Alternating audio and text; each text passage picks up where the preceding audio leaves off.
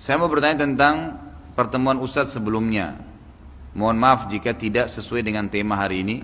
Zikir dan doa apa saja yang selalu Rasulullah SAW baca setelah selesai sholat? Ustadz pernah menjelaskan bahwasanya Rasulullah SAW membaca istighfar hanya 3 kali setelah selesai sholat. Bagaimana dengan hadis yang mengatakan Rasulullah SAW selalu beristighfar dalam sehari itu 70 kali? Jadi tidak bentrok. Khusus habis sholat istighfarnya Nabi hanya 3 kali. Dan lafadznya hanya astagfirullah, astagfirullah, astagfirullah. Titik. Enggak ada azimnya, enggak ada wali-walidayya, enggak ada semuanya itu. Dan kita harus menjadi pengikut Rasulullah yang benar-benar ngikutin beliau. Kata Nabi SAW, semoga Allah merahmati seorang hamba yang menukil dari saya apa yang telah didapatkan dari saya. Nabi habis sholat, astagfirullah, astagfirullah. Tidak usah bilang lagi astagfirullahaladzim, astagfirullahaladzim, la ilaha illallah. Itu memang ada istighfarnya, tapi tidak dibaca habis sholat. Nabi sudah tentukan lafadznya, tempatnya, waktunya, jangan diubah, jangan ditambah. Subhanallah habis sholat 33, jangan baca 35. Emang sudah ditentukan jumlahnya. Jadilah pengikut Rasulullah yang sejati, emang ngikutin begitu. Kita tidak lebih penting dari Nabi. Jangan bilang Nabi istighfar satu hari 70 sampai 100 kali. Oh saya bisa 1000 kali. Biar mampu 1000 kali, Nabi cuma 100 kok, selesai. Lakukan 100 tapi tinggal jaga kualitasnya. Dan yang paling penting kata Nabi SAW adalah amal yang paling Allah cintai adalah amal yang bukan sedikit ya, amal yang rutin dijaga walaupun tidak banyak kuantitasnya, jadi artinya bukan sedikit tapi dia juga ada, tapi dijaga sama dia, itu lebih baik. Istighfar 100 kali tapi rutin tiap hari itu lebih baik daripada 1000 kali tapi cuma sekali kan gitu. Kalau masalah menyebutkan 70 kali itu sehari. Dalam hadis dikatakan, kata Nabi SAW, beristighfarlah kepada Allah, karena saya sendiri beristighfar dan bertobat pada Allah sehari 70 sampai 100 kali. Tapi ini lepas dari masalah zikir habis sholat gitu.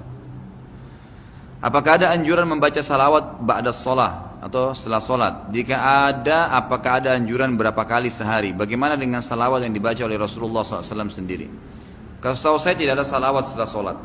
Tidak ada salawat setelah sholat. Zikir sholat jelas habis sholat. Tidak ada salawatnya. Salawat itu ada dibaca pada saat tahiyat, gitu kan? Salawat ada dibaca pada saat selesai mendengarkan azan. Kata Nabi SAW, kalau kalian dengar muadzin, ikutilah apa yang diucapkan oleh muadzin. Kemudian bacalah salawat untukku dan mintalah wasilah untukku. Kemudian salawat dibaca setiap kali mau memulai perkara, urusan, doa. Seperti pengajian, alhamdulillah, wassalatu wassalamu ala rasulillah. Baca tahmid dan salawat, itu dibaca. Gitu kan? Kemudian salawat juga dibaca pada saat masuk masjid, keluar masjid. Sebagaimana Nabi SAW mengatakan, sampai masuk masjid dengan kaki kanan dia baca Bismillah wassalatu wassalamu ala rasulillah a'udzu billahil azim wa biwajhil karim wa sultan kalim minasyaitonir rajim. Ada salawat. Keluar juga begitu, Bismillah wassalatu wassalamu ala rasulillah Allahumma aftah li abwaaba fadlik Allahumma aqsimni minasyaitonir rajim. Ada salawat. Membaca salawat juga pada hari Jumat. Itu adalah perintah. Kata Nabi SAW, hari Jumat adalah hari yang terbaik sepanjang masa dan perbanyaklah salawat untukku di hari itu. Siapa yang memperbanyak salawat untukku maka dia akan dapat syafaatku pada hari kiamat. Juga yang keenam, membaca salawat setiap kali mendengarkan nama Nabi SAW. Nabi SAW dan seterusnya. Tinggal lafadznya. Lafadz yang dinukil kepada kita adalah yang paling afdal salawat Ibrahim. Allahumma salli ala Muhammadin. Tidak ada sayyidina. Lafadznya begitu datangnya, Allahumma salli ala Muhammadin wa ala ali Muhammadin kama sallaita ala Ibrahim wa ala ali Ibrahim innaka Hamidum Majid wa barik ala Muhammadin wa ala ali Muhammad kama barakta ala Ibrahim wa ala ali Ibrahim innaka Hamidum Majid. Ini yang pertama. Yang kedua, Allahumma salli ala Muhammadin wa azwaji wa dzurriyyatihi kama sallaita ala ali Ibrahim innaka Hamidum Majid wa barik ala Muhammadin wa azwaji wa dzurriyyatihi kama barakta ala ali Ibrahim innaka Hamidum Majid. Yang ketiga adalah Allahumma salli ala Muhammadin ya wa ala ali Muhammad. Ada juga lafaz yang datang Allahumma salli ala Muhammad. Cukup. Kalau kita buru-buru mau baca salawat, kita baca Allahumma salli ala Muhammad, Allahumma salli ala Muhammad, Allahumma salli ala, itu sudah cukup. Ya juga tadi termasuk ada zikir pagi sore ya. Disunnahkan baca pagi hari 10 kali, sore hari 10 kali. Salawat kepada Nabi SAW. Kemudian termasuk salawat adalah alaihi salatu wassalam. Alaihi salatu wassalam, gitu kan? Atau sallallahu alaihi wasallam. Ini semua termasuk lafaz-lafaz yang disunnahkan. Apakah ada bacaan waktu antara sholat fardu? Apakah ada batasan waktu antara sholat fardu dengan sholat rawatib? Bagaimana jika ingin sholat rawatib ba'diyah di rumah?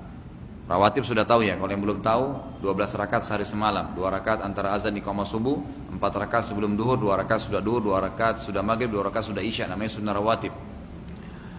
Dikatakan bagaimana jika ingin sholat rawatib ba'diyah di rumah, sholat fardu di masjid, kemudian di tengah jalan berhenti lama karena bertemu kawan, gitu kan?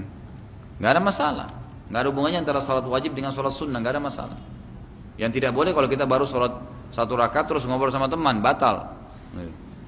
Tapi kalau belum dikerjain nggak ada masalah. Kita sholat duhur nih, pulang ke rumah, ba'diyahnya kita kerjain jam 2:30 sebelum azan asar, boleh nggak? Boleh, nggak masalah. Sudah ngobrol, sudah makan, sudah ada, nggak masalah. Yang penting wudunya nggak batal. Karena gitu itu tidak ada masalah.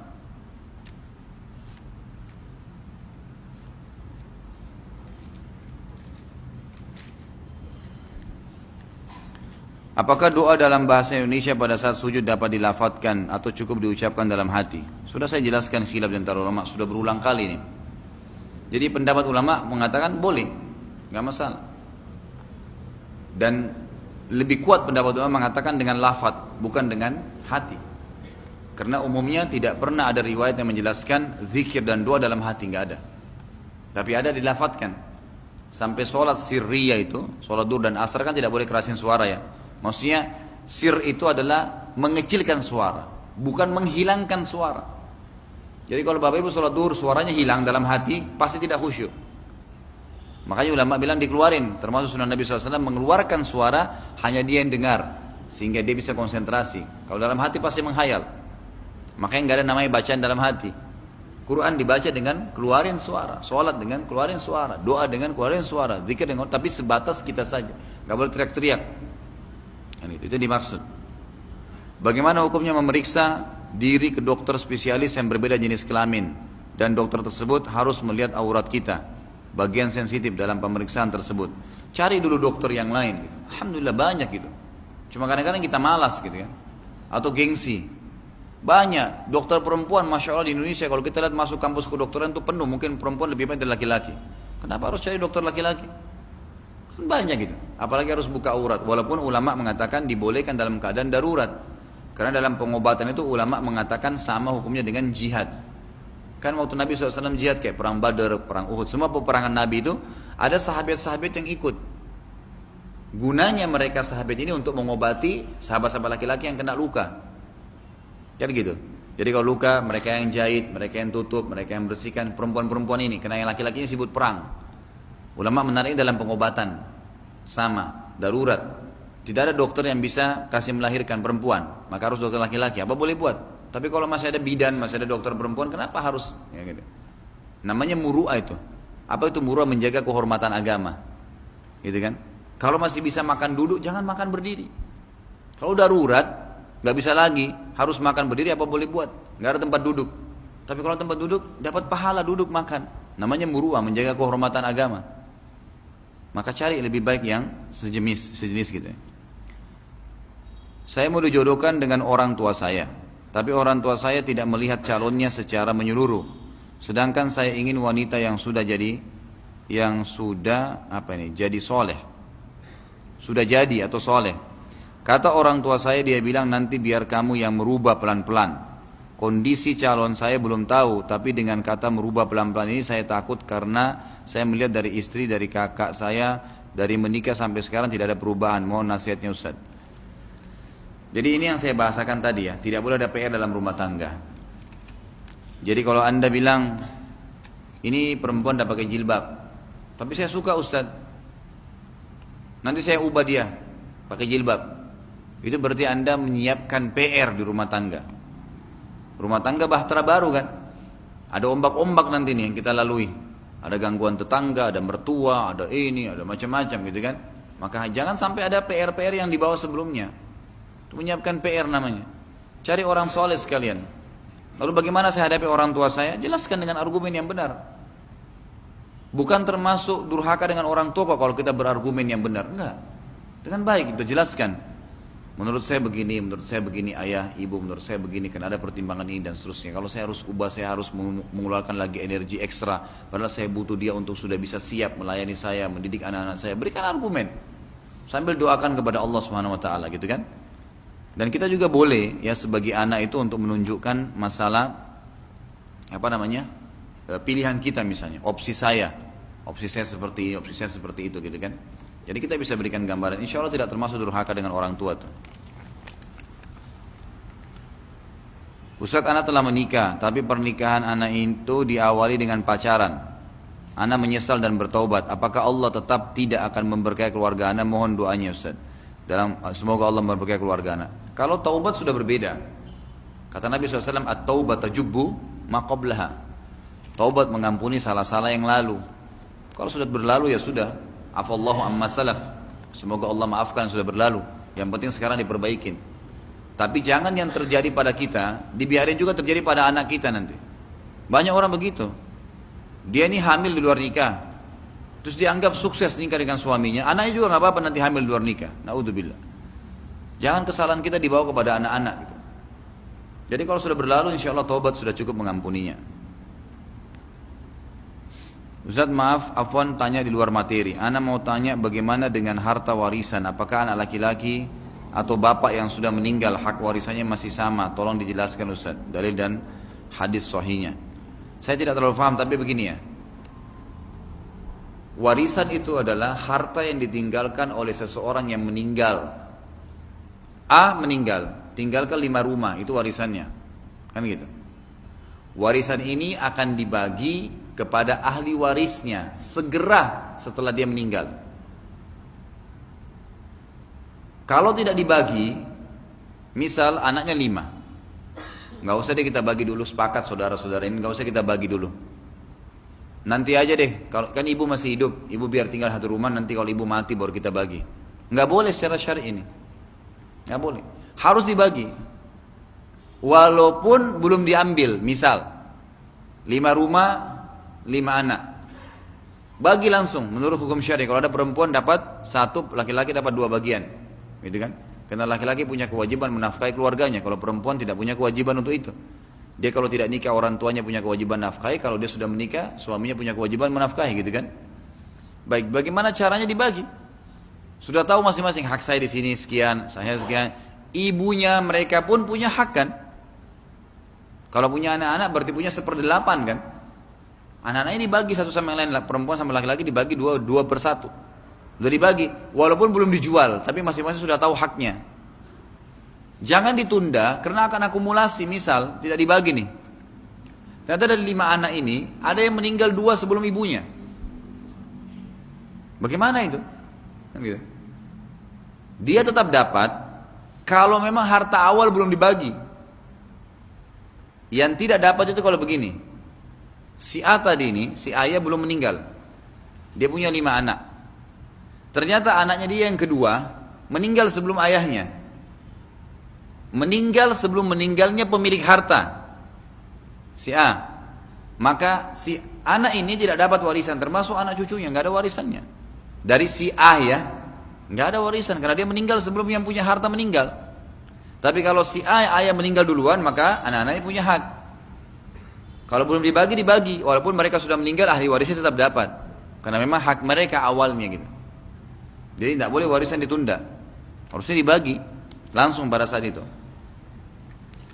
Apakah anak yang sudah yatim masih ada hak hak yatim bila ibunya sudah nikah lagi? Apakah masih disebut yatim? Yatim itu definisinya adalah seseorang laki-laki atau perempuan yang meninggal ayahnya saja. Kalau ibu nggak ada istilah yatim.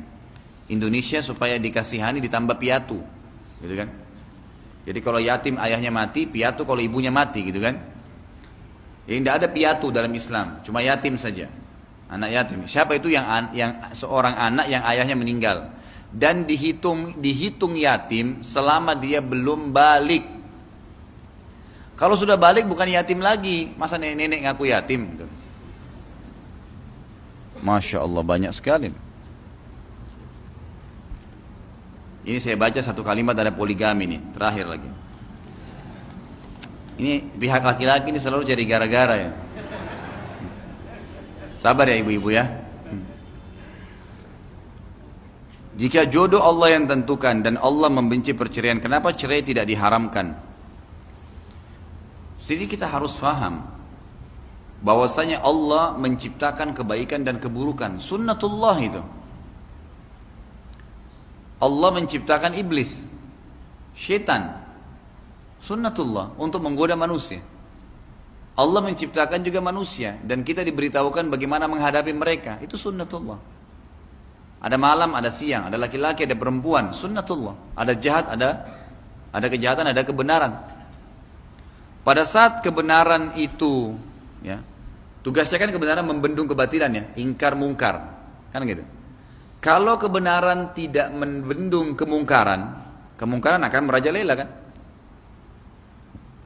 Ada zina menyebar di satu kampus. Nggak ada kelompok yang pungkirin nih, lurusin. Ya makin merajalela. Harus ada yang pungkiri. Nggak boleh, ini haram. Allah dukung itu, orang-orang yang ingkar mungkar. Gitu kan? Baik, di sini pertanyaannya, Allah menentukan jodoh. Salah ya, bukan Allah menentukan. Anda menentukan jodoh. Masuk dalam takdir ikhtiar. Saya pernah jelaskan kan takdir ada dua macam, masih ingat ya? Takdir mutlak, tidak ada campur tangan kita di situ. Lahir dari rahim ibu siapa, paras wajah kita, bahasa yang kita gunakan, udara yang kita hirup, sebagian rezeki dan kematian, itu namanya takdir mutlak. Gak ada campur tangan kita. Yang kedua takdir ikhtiar, takdir yang Allah tentukan di Lauhul Mahfuz sesuai dengan pilihan kita. Tapi Allah catat sesuai dengan keluasan ilmu Allah. Allah sudah tahu sebelum ini orang diciptakan apa yang dilakukan selama dia hidup sampai dia mati. Termasuk dalamnya jodoh. Sekarang saya punya pilihan fulana, 3 perempuan misalnya. 4 perempuan, 5 perempuan ada pilihan. Siapa pada saat saya pilih A? Siapa yang suruh? Allah yang suruh? Enggak. Anda yang pilih kok. Kan gitu. Tapi dengan kita pilih A, Allah sudah tahu kita akan pilih si A itu. Sudah lama sebelum kita lahir Allah sudah tahu, dicatat sebagai takdir kita. Jadi kalau dikatakan jika jodoh Allah yang tentukan, itu keliru. Kita yang tentukan. Tapi Allah dengan sunnatullah, kita pilih seorang pezina, seorang pembohong, akibatnya adalah dia akan sering bohong. Sunnatullah kan? Minuman ini nggak boleh racun, tetap kita minum, ya mati. Gitu. Udara, tutup hidung kita nggak nafas, ya mati. Sunnatullah gitu kan? Nikah sama orang buruk, hasilnya akan buruk. Allah sudah tuntun, jangan nikah sama orang buruk ya, nikah sama orang baik. Orang baik itu cirinya gini. Tadi sudah kita jelasin. Nikah dengan orang baik, maka akan baik hasilnya. Pilihan dia sendiri. Gitu kan? Di sini Allah SWT tidak haramkan perceraian. Kenapa tidak diharamkan? Karena perceraian adalah solusi dalam Islam. Sekarang ada orang menikah, la qaddarallah, menikah dengan seseorang. Awalnya kelihatan baik dan segala. Ternyata setelah ketahuan dia seorang perampok. Dia orang yang zalim, memukul, nggak sholat, menipu, pezina. Lalu terus solusinya apa? Cerai. Kan gitu. Nggak mungkin seorang mukmin atau mukminah bertahan di naungan atau bersama dengan orang jahat, gitu kan? Kalau tidak ada cerai bagaimana? Seperti orang Katolik tuh. Tahu nggak kenapa orang Kristen Katolik sekarang susah sekali mereka nikah? Laki-laki itu nikah nanti umur 40 tahun, 45. Tahu kenapa? Mereka lebih senang untuk kumpul kebo. Biar punya anak haram nggak apa-apa. Karena dalam agama Katolik kalau sudah nikah nggak boleh cerai. Nggak boleh cerai. Makanya mereka kalau sudah nikah, kalaupun tidak saling cocok, ya sama-sama punya selingkuhan, nggak apa-apa. Ketahuan, tahu ini punya pacar, punya selingkuhan, tapi tidak boleh cerai. Dalam Islam cerai solusi. Kalau ada masalah kita hadapi buntu, ya sudah, gitu kan? Maka cerai. Nusyud, membangkang, diceraikan. Jadi memang Allah tidak haramkan karena dia sebagai solusi, tapi tidak boleh juga dianggap remeh sehingga menjadi bahan mainan. Sebagaimana Nabi SAW mengatakan jangan main-main di 3 hal, di pernikahan, perceraian dan rujuk kembali setelah cerai. Mungkin sampai sini dulu. Kalau benar dari Allah, kalau ada salah dari saya mohon dimaafkan. Subhanakallahumma bihamdika asyhadu an la ilaha illa anta astaghfiruka wa atubu ilaik. Wassalamualaikum warahmatullahi wabarakatuh.